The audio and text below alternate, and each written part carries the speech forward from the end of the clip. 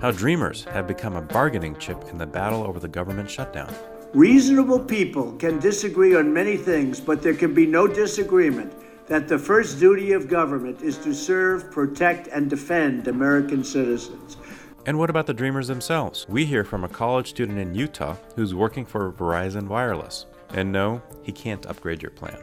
What I love about this country is that the law can change. It can change for the better. It can change because the economy grows. It can change because it's fair to people. Just a few decades ago, segregation was something that was perfectly legal. But did that mean that it was morally correct? I don't think the answer is no.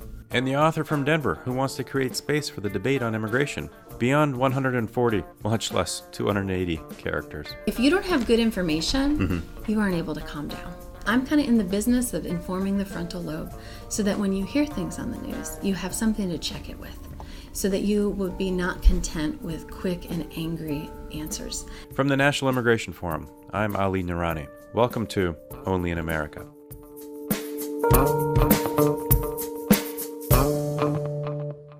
This is my favorite time of a legislative campaign. Everyone you run across asks, so how do you feel? I don't know. How do you feel? Then both parties wildly speculate. It's just so DC awesome. So, you ask, how do I feel? Good? Not great, but pretty good. Budget negotiations have become a game of chicken. While a legislative fix for dreamers is certainly in the mix, it's hard to see which side is going to blink first. Democrats are getting pressure from their base, and the 34 House Republicans who sent a letter to Speaker Ryan calling for a solution this year are being targeted by anti-immigrant opposition.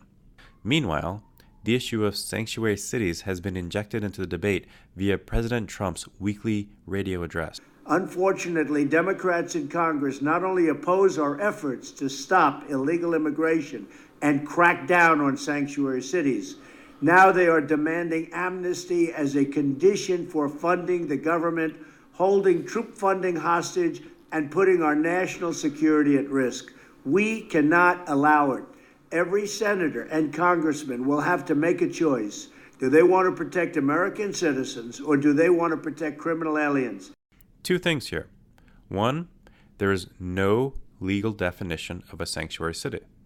Second, and let's be really clear, the president is conflating dreamers with criminals no one wants in their community. But the math remains pretty much the same. Unless Speaker Paul Ryan can pass a budget that gets far-right support, he's going to need support from House Democrats. And Senate Leader Mitch McConnell can only get to 60 votes if he gets 8 Democrats to vote with him. The more House Republicans that follow the leadership of Congressman Carlos Curbelo, whose parents fled Cuba from Miami, in saying they won't vote for a funding bill unless it includes a fix for dreamers, the more leverage Speaker Ryan has, and the closer we get to a win. Finally, something to keep in mind. 122 DACA recipients lose their status every day. And after March 5th of next year, when the program will end unless there's a legislative solution, about 1,000 DACA recipients will lose their status every single day. All to say, in this game of chicken, where we try to avoid 740,000 dreamers having their last Christmas in the United States this year, I feel good that we're going to win. Onward. I'm Ali Noorani.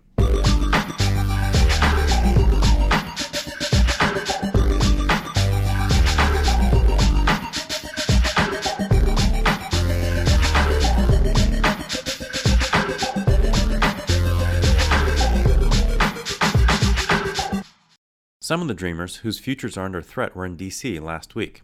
I chatted with Bernardo Castro from Orem, a small town in north-central Utah, 45 miles south of Salt Lake City. Bernardo's mother brought him to the U.S. from Mexico when he was 4, after she had converted to the Mormon faith. Bernardo did not know he was undocumented until he applied for a driver's license because, what 16-year-old doesn't want to drive? These days, Bernardo is a student at Brigham Young University and works in business development for Verizon Wireless. So my mom had a cousin in Logan, and so that's where we originally were. We decided to move to Hiram because that's where she was able to buy a house. So she bought a house, and it was brand new, and housing prices in Hiram were very expensive at that time. So that's why we decided to move there, even though it was several miles south of Logan, the major city in that area, which isn't very big. But And then growing up, did you talked a little bit about getting to know other parts of the Mexican immigrant community in Hiram. How was it also growing up with folks who had been there for generations who were not Latino, but they were, white Mormons who'd been there for a long time, and or white, Utahns? They're my friends. I still have very close ties with those families. I have a friend getting married this month, and I'm going to go up for his bachelor party. It's going to be just like old times where we're all together having fun. And I still have very close ties. A lot of people that I associate with tell me they wish they could have friends that close, from elementary school, from kindergarten, first grade.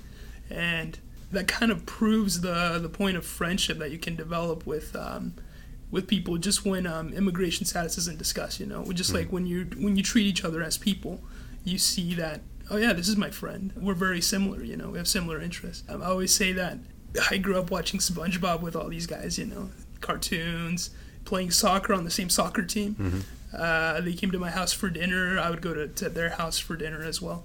So we were just part of a community, of a family. So, and at any point, probably not when you're out there playing soccer as kids, but as you grew up and went through high school and kind of everybody went off to college, when did you learn about your immigration status? Let me ask it that way. Exactly. Thank you. I really learned about my status when I didn't have any status was when I tried to apply for a driver's license. So in the United States specifically, getting a driver's license is a very American rite of passage. Right. Everybody has one because everybody wants a car to be able to have the freedom of mobility and going places. How old do you have to be to get a driver's license in Utah? 16. So how many days after you turned 16 did you think about it? The like day, 2 days? Yeah. I went the day of. So in Utah, you can get a learner's permit 6 months before you turn 16. Mm-hmm. And so anybody can get a learner's permit, but not everybody can get a license. And so that's kind of the big moment that I realized that I wasn't like my friends, even though I felt just as American as they did. So how did you explain to your friends that you didn't get a driver's license? I hid that for a long time. Yeah. Because I was honestly embarrassed and ashamed almost of it. Of something that I couldn't change. Yeah.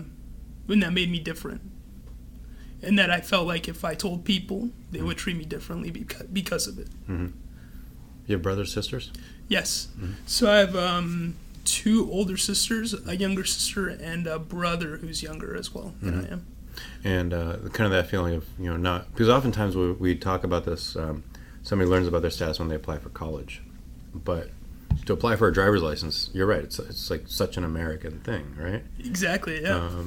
So how did you grapple with that feeling? And, at some point, did you share that with others? Just a select number of people that I knew I could trust with that information, that I knew that weren't going to question me over it or would treat me differently because of it. Once I found that out, I knew that my options for college after graduation were pretty limited. And so what I decided to do was I heard of a program being put on by the local community college where somebody could get an associate's degree from that community college while they were in high school. So for my summers, when I wasn't in school, I would go to college, and then in the evenings as well after high school. And I was able to graduate from high school with an associate's degree as well, because that's where I thought I was going to get. That's how far in college I thought I was going to get. So you went from 16 to 18, you finished high school, and you got your associate's degree? Yes. You're slacker. And then what about after high school then? Yeah, so after high school, I went on a mission for the LDS Church. So I started in St. George. Now, that was another thing that was kind of embarrassing for me. In the LDS community, especially growing up in that culture in Utah, when your friends get their mission calls, it's always somewhere like exotic, like I'm going to Africa or to the Philippines or to Italy, Spain, something, foreign. And I got St. George, Utah. You were going 4 hours down the road. Exactly, yeah. And so all my friends thought it was weird. And they're like, oh, that's so weird, that's somebody we call that close. But I knew exactly why that was. And the reason why that was is because somebody had to drive me down to my mission. I wasn't able to board a plane. So I served my mission. I loved it. I loved the people that I got to know, that I got to be able to teach the gospel to. And St. George holds a very dear place in my heart now because of that, because of the experiences I lived there. I remember when I was there, when I was in Salt Lake last spring, I talked to some folks who are leadership within the church, kind of at the staff level, and they were telling me that when it became clear to the church what the issue was, because many young people who they couldn't serve their mission overseas. And it was a clear signal to the organization, church as an organization, that there was something that needed to be addressed, which, from my perspective, I just wasn't expecting. So, and then after your mission? Yeah, after my mission, I got home. Before in high school, I applied to BYU. I didn't really think that I was going to be able to have the chance to go there. I did it really for myself, to prove something to myself, that I could get into Utah's most prestigious university. And so after the mission, DACA was a real thing. So that happened in June 2012. I got home in September of 2012. So I immediately applied. The waiting time was about a couple months for me. I got my DACA permit, my work permit, in January, and that's when I started classes as well at BYU. Yeah. And you work as well? Exactly, yeah. What do you do? Right now I'm a sales rep at Verizon Wireless. So, we already talked about trying to get my phone fixed. So. Exactly. It's not fixable. Right. You're spending, 28 hours here in D.C. to advocate for a legislative fix for yourself and your friends and your family. Yes. What's the story that you tell members of Congress? That it's not only about the dreamers, it's not only about people that are DACA recipients. There's a lot more people to consider. In one of my economics classes and in ethics, we talked about the shareholder versus the stakeholder theory, right? Where decisions should be made with those that have stake in the organization, in the economy, not only the shareholders, the people that can vote. And so when you look at that, you see that there's a lot of people trapped in the middle, especially children of DACA recipients, children of immigrant parents that don't have status, who will be adversely affected by policies that take them away from their families. Basically, what happens is you create this orphan system almost, when people are separated like that. I just think of examples that I see firsthand where that's an issue, where Mom, you haven't done anything wrong, why are they taking you away? This is somebody who knows kind of what's happening, a 13-year-old, right. But is a citizen. So you gotta think about those people as well, that are caught in the middle. What's the most surprising conversation you've had as you've been advocating for the DREAM Act? Most surprising is other than this one, of course. Yeah, very interesting. I think people that are very set on the law is the law. And so when you think about that, it's not very American. Laws, what I love about this country is that the law can change. It can change for the better. It can change because the economy grows. It can change because it's fair to people. Just a few decades ago, segregation was something that was perfectly legal. But did that mean that it was morally correct? I don't think the answer is no. And so now I think we're in a similar situation where we have the lives of so many people that are invested in America, dreamers, their children, children of immigrant parents that don't qualify for DACA, things like that would be terrified if something were to happen to their families. And so I also think about, in the Mormon culture, it's very focused on the teachings of Jesus Christ. And something that I remember, one time while I was reading my scriptures, is how Jesus approached the adulterous woman, right? So they brought a woman before him. They said, Master, the law says that such should be stoned, but what sayest thou? Jesus did not contest that the law was not right or that it was invalid, because there was a law. People like that were stoned, but he had compassion on her and told her to go and sin no more. And so that's kind of the dilemma that I think we're in right now. If the law is the law, why don't we just deport everybody? Because there's other people involved that aren't necessarily culpable, that aren't necessarily guilty of committing anything. So. The way I've been thinking about this is that the U.S., we can be a nation of laws as well as a nation of grace. And I think that people feel that is those are mutually exclusive values. But I don't think they are. I don't think so either. So when we pass a legislative solution for Dreamers this year, there's no if, right? Just when. Exactly. Right? What does your future hold? So I'm just a couple semesters away from graduating from the business school at BYU. And I'd really love a job in consulting or market research to help people better their products, better their services to get ahead. that's my dream, is to be able to help businesses with those kinds of decisions. And for my wife, because she's a dreamer as well, is to fully implement her business, open up her salon and hire people. That's her next step. So that's what we want to do, with the opportunities that this country has given us. We plan on making the most of them. And so that's our plan. Well, thank you. Thank you very much for sharing your story. Thank you for making the trip. But more than that, I really want to thank you for advocating for yourself and your family, because I don't know, I kind of feel that we as advocates, my job is really easy because I have arm's length from everything, but I have incredible admiration for dreamers and others from the community who are going to the Hill and telling your story and advocating for yourself, because the rest of us, I still get a lump in my throat if I ask for a vacation day. But seriously, thank you. Thank you very much, and thanks for sharing. You're welcome. Thank you for having me here.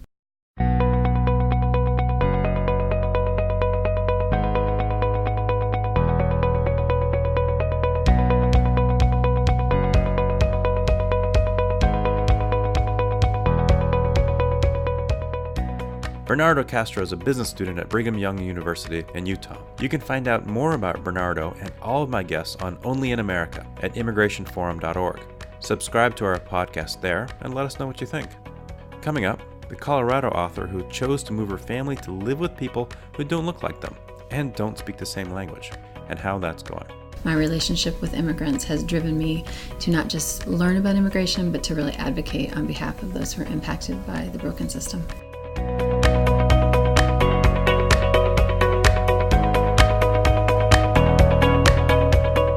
Support for the National Immigration Forum comes from the James Irvine Foundation, expanding opportunity for the people of California, and from the Carnegie Corporation of New York, established in 1911 by Andrew Carnegie to promote the advancement and diffusion of knowledge and understanding. This is Only in America. I'm Ali Narani. What happens when a successful middle-class white woman with a husband and 3 children chooses to move to an inner-city suburb in Denver, Colorado? Michelle Warren has written a new book about the experience, The Power of Proximity, Moving Beyond Awareness to Action. Michelle is the Advocacy and Policy Engagement Director for the Christian Community Development Association. Michelle also works with us at the National Immigration Forum. She was in D.C. last week, and I asked her how her move had challenged her faith and affected her family. I come from a very white privileged background. Actually, my neighbors were Broncos players, so professional football, so that gives you an idea, of my socioeconomic level. And so, there's just I knew that my kids would not have the same opportunities, but I wasn't going to say they had less opportunities, right? Mm-hmm. That when my husband and I graduated from school and met and, got married, we were sort of those most likely to succeed types, but we felt like we really knew so little about the world. We knew how to succeed in our little silo. And so, I think that our children just have a very different life. And so it was different, but it certainly wasn't less than. Wasn't less than the lives that they would have had somewhere else. Yeah, right? I mean, it was challenging. It was different. I mean, for them, they were dominant cultural minorities. They were often the only white children on the flag football team, on the bus, etc. They all spoke. We were in a predominantly Spanish-speaking community, and so they all learned how to speak Spanish in a formal way. And I think we really assimilated into that community. But yeah, there was definitely some choices that we made that made their childhood look different, but it was a really beautiful, very diverse mosaic. I mean, I'm interested in this because, so many different parts of the country are now experiencing this sort of diversification, where immigrants are now parts of cities and towns that they never were a part of. So, this, you go through the Southeast, the Midwest, the Mountain West, those tensions are popping up. So, as you've done your work, as you wrote the book, I mean, your subtitle is Moving Beyond Awareness to Action. And, awareness can go either way, right? You can be aware in a very positive way or a very negative way. Sure. So, flesh that out a little bit. Yeah, no problem. Well, I think cities are just naturally more diverse. Sometimes when you sort of study the demographics, or at least the thought process of people in the city, we recognize it's really diverse. You have a little bit more, I wouldn't say tolerance, you just have more experience in relationship. And so some of these barriers that we see in the suburbs or rural contexts just aren't there, because whether you're in personal relationship, you're at least based in location, and so your eyes and your mind, and you're used to seeing and hearing, a lot of diversity. When you get into more suburbs and in rural environments, it's definitely a lot more siloed. I think, this is interesting that we're having this conversation. Just in 2017, we know that we're in a very politically toxic and polarized United States. And we're going to continue to see the diversity in our cities move into at least the rural. I think there's a socioeconomic barrier in the suburbs that probably will keep it at bay a little bit. But we recognize the racial tension. So regardless of immigration or mass incarceration, or a lot of those things, we see racial tension. And it's not, and we're going to continue to either be afraid of it or we're going to be engaging it. And I think, some of the message of my book is, specifically written to even a white evangelical audience, because I think we need to be challenged to look beyond the four walls of our church, which of course is still one of the most segregated hours. That was, a pretty famous thing that Martin Luther King Jr. said, that 11 o'clock was the most segregated hour.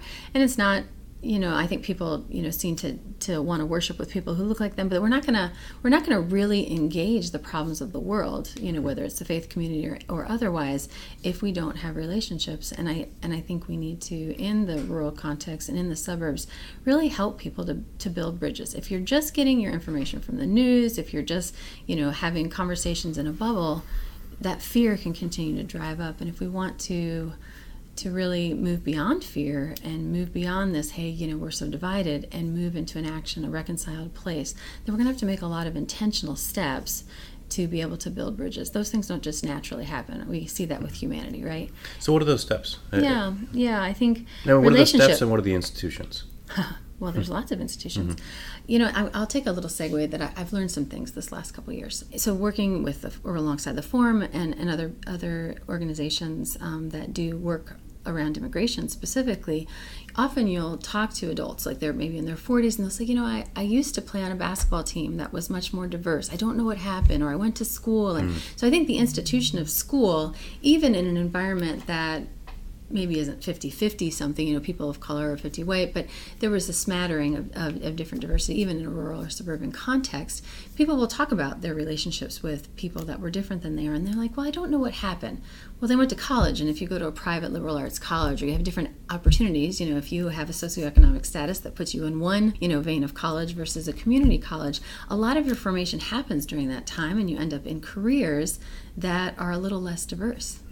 And so that's something I've kind of learned as well, that our path, our higher education choices sort of undoes some of the socialization and the diversity, that of that institution of public school, and so that's one institution that I think we see some goodness, and then we see it sort of undone, as a result of secondary education and master's level. I think, for me, the church, obviously I work for a Christian organization, and it's not, it's a church-based philosophy that's sort of the social network in low-income communities where CCDA is located. We have a lot of diversity, because the economics is low, and you're just going to see more diversity, in that particular context. But, I didn't come from that kind of community. I chose to move to that type of community and live with that mindset and philosophy. But I come from a very white background and that institution. So it's not just the church, but a lot of the nonprofits or higher education that is, a result of church, foundation of church rather, those are institutions that are definitely siloed, not just racially, but socioeconomically. And then, business and the opportunity to succeed, it's often in who you know. And internships that you get, and just connections. And sometimes it's not even just people that you know, but people that you're able to watch and feeling very confident because your neighbor has a certain track record. But if you're the only one who's ever done these things, it's really hard to move past that, even if your parents have high hopes and dreams for you, and even if you have high hopes and dreams for yourself.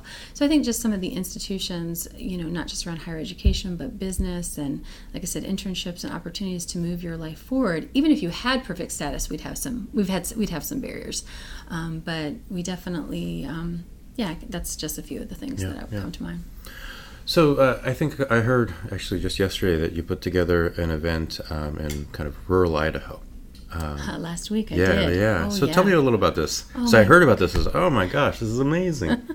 So I wanted special extra points because in Denver I had to fly to Jackson, Wyoming, and it's almost winter time, and it was like the little putter plane going into the mountains, and I rented a really big SUV because I had to go across a 10% grade mountain pass. Isn't that a beautiful part of the world, though? It is a beautiful part of the world. Yeah. I was thankful not to meet too much snow. I know I did the whole thing in second and third gear. But anyway, Driggs, Idaho has about 1,400 people.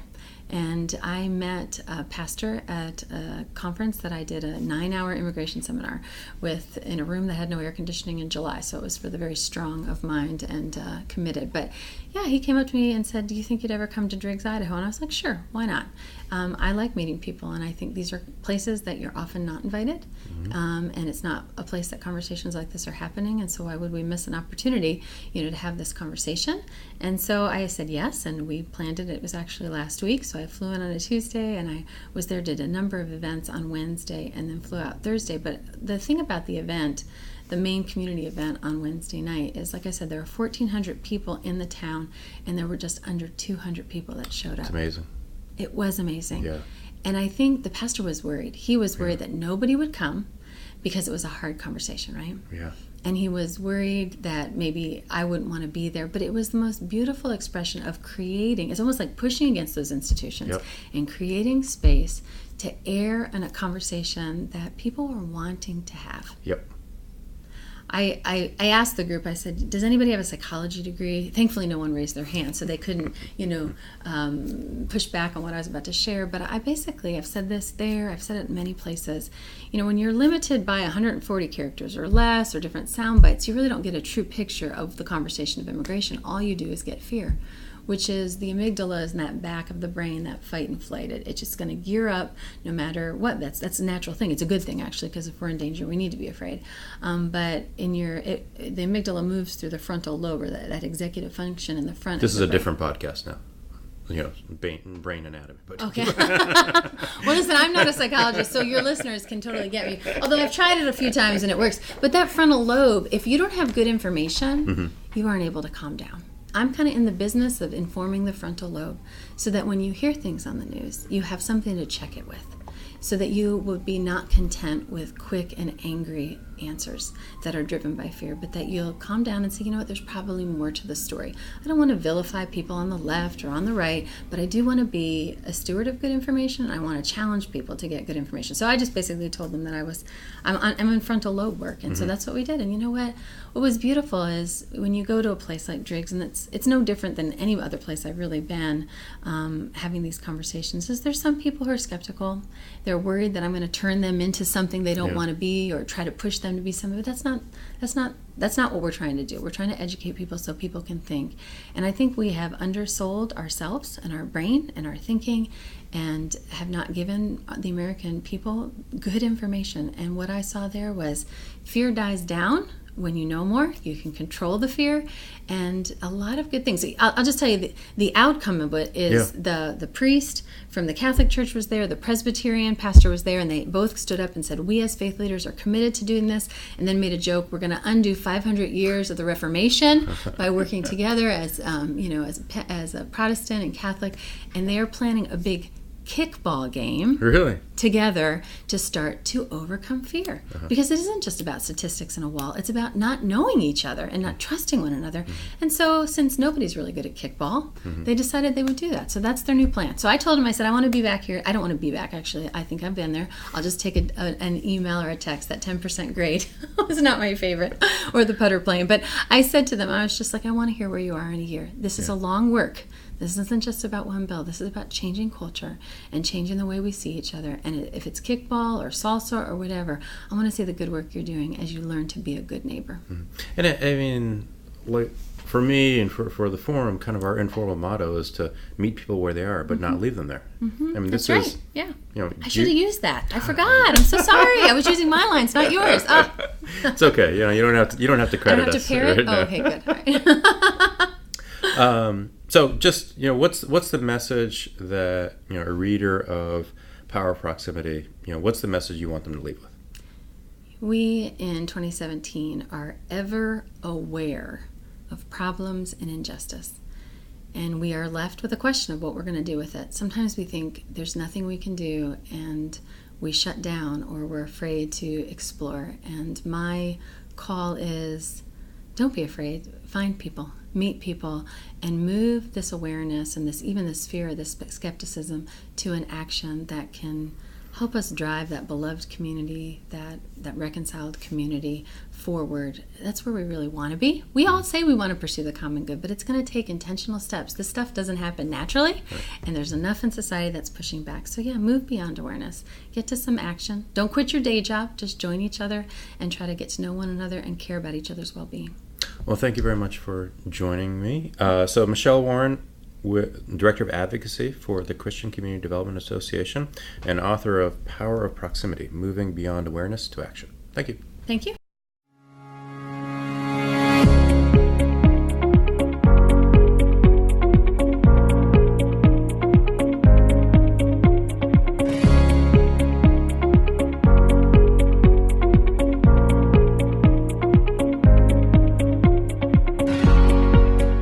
Find out more about Michelle and her career at immigrationforum.org. And that's all for this week. Only in America is produced by the staff of the National Immigration Forum, with special thanks to Emily Chow, Megan Wetmore, and executive producer Kathleen Farrell. I'm Ali Nirani. We'll see you next week for Only in America.